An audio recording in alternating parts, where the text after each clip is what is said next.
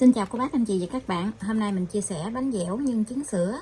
Bánh mình làm ra cực kỳ ngon luôn. Bánh thì dẻo, nhưng bên trong thì thơm béo. Cô bác anh chị và các bạn xem thấy thích thì mình cùng làm nha. Trước tiên thì mình sẽ đi làm phần kem trứng. Cho 3 cái trứng gà vô trong cái nồi. Thành phần nguyên liệu thì mình sẽ để bên dưới video trong phần mô tả để cho cô bác anh chị dễ chuẩn bị nha. Phần nhân này thì mình làm 3 cái trứng gà và 50g đường, 100ml sữa tươi không đường, 50ml kem whipping cream. Cho kem này vô cái nhân nó béo đó. Rồi mình trộn tất cả cái phần hỗn hợp này lại cho nó đều. Mình có 30g bột bắp mình cho vô luôn.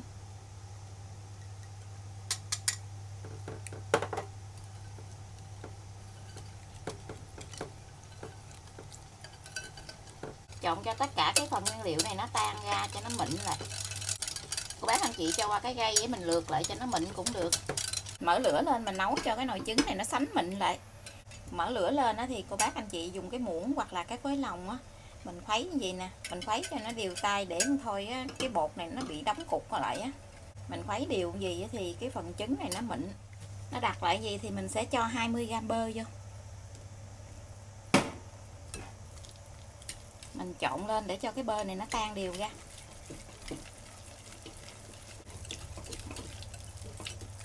Bơ nó tan ra hết rồi thì mình sẽ tắt bếp.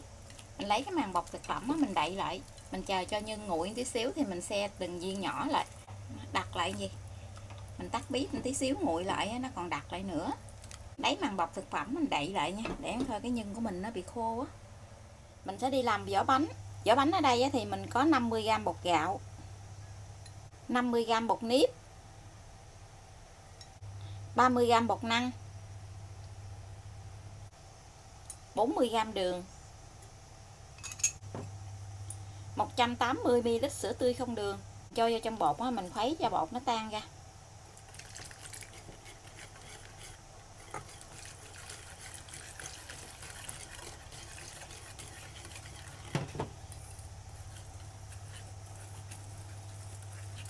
Cô bác anh chị làm nhiều thì mình nhân cái phần nguyên liệu này lên nha.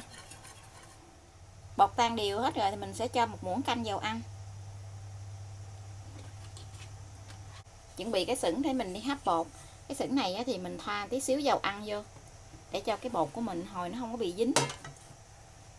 Mình cho bột qua bên cái gây gì nè, mình lượt để cho cái bột nó mịn.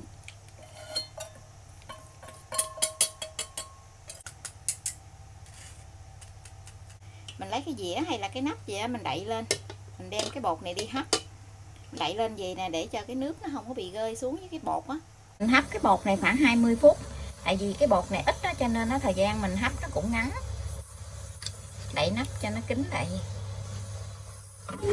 Trong khi mình chờ hấp bột thì mình sẽ đi rang bột nếp. Mình rang bột nếp cho nó chín lên tí xíu nữa mình làm cái bột áo á. Rang ra khoảng chừng nửa chén bột thôi. Cái này là bột áo á, cho nên nó là mình cũng làm ít thôi à.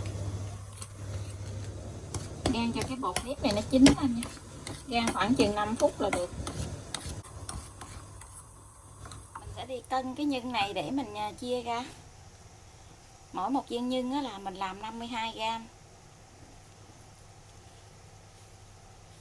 Mình đeo bao tay vô á, mình xe nhân cho nó dễ. Xe tròn lại gì. Bột mình đã hấp chín rồi nè. Bột mình lấy cái muỗng á, mình dít lên vậy nè, nhìn cái bột của mình nó trong lại gì là chín này. Bây giờ thì mình sẽ trộn cái bột này lại. Trộn cho nó mịn lại á. Bột của mình đã nguội rồi. Bây giờ thì mình sẽ chia bột ra luôn. Để mình cân cái khối bột này có bao nhiêu á, thì mình sẽ chia ra nha. Mình nhồi cho nó đều lại tí xíu, mình chia ra. Cái bột của mình nó rất là dẻo luôn á. Cái này á, mình chỉ trộn cho nó đều lại thôi chứ mình không có nhồi đâu. Phần bột nào mình chưa làm á, thì mình lấy cái màng bọc thực phẩm mình gói lại. Tí xíu nữa thì mình hãy chia ra từng viên nhỏ. Mỗi một viên là 60g nha. Mình để đây đi. Hai cái này thì mình sẽ làm màu lá dứa. Mình sẽ cho một giọt tinh chất lá dứa vô. Một chút gì thôi. Đừng để nhiều quá cái bánh của mình nó bị đắng á. Này mình làm 2 viên màu lá dứa thôi à. Trộn cho nó đều lại. Rồi xong rồi thì mình sẽ chia vỏ bánh ra luôn. Sẽ chia ra mỗi một cái vỏ bánh là 60g. Xe tròn lại gì? Để ra cái khay này luôn.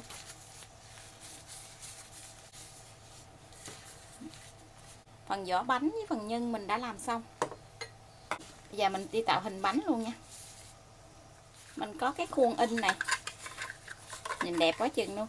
Rồi mình lấy phần bột này mình thoa đều lên trên cái mặt khuôn. Để tí xíu nữa mình in bánh đó, nó không bị dính á.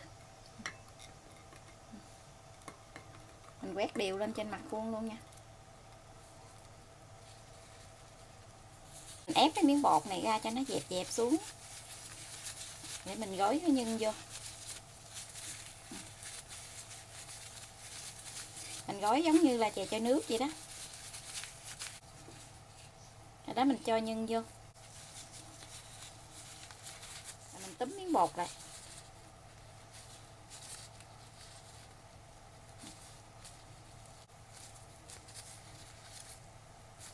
Mình miết cái miếng bột lại cho nó kín.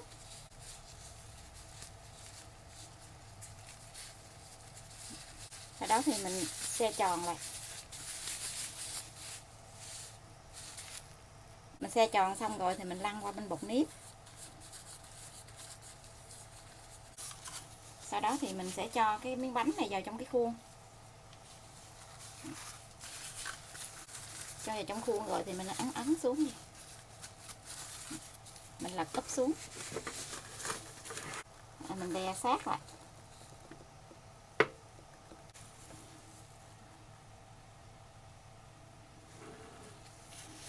Cái bánh của mình cái hình bông đẹp quá chừng luôn á.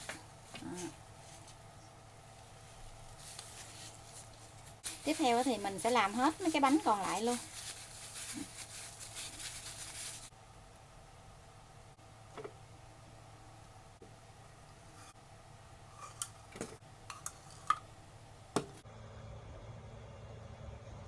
Đây là phần bánh của mình đã làm xong. Cái bánh nó rất là dẻo luôn á. Ai thích ăn bánh ngọt đó làm bánh này ngon lắm. Mình cắt ra một cái bánh cho cô bác anh chị xem nha. Cái bột của mình nó rất là dẻo luôn rồi nè. Trời ơi, nhân ngon quá chừng luôn. Coi nè. Cực kỳ ngon luôn á. Cái nhân nó rất là béo luôn. Còn cái da bánh thì nó dẻo. Bánh này ăn chắc lên ký nữa quá.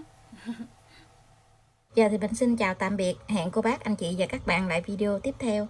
Cảm ơn cô bác anh chị và các bạn đã xem video của mình. Xin chào và hẹn gặp lại video kỳ tới.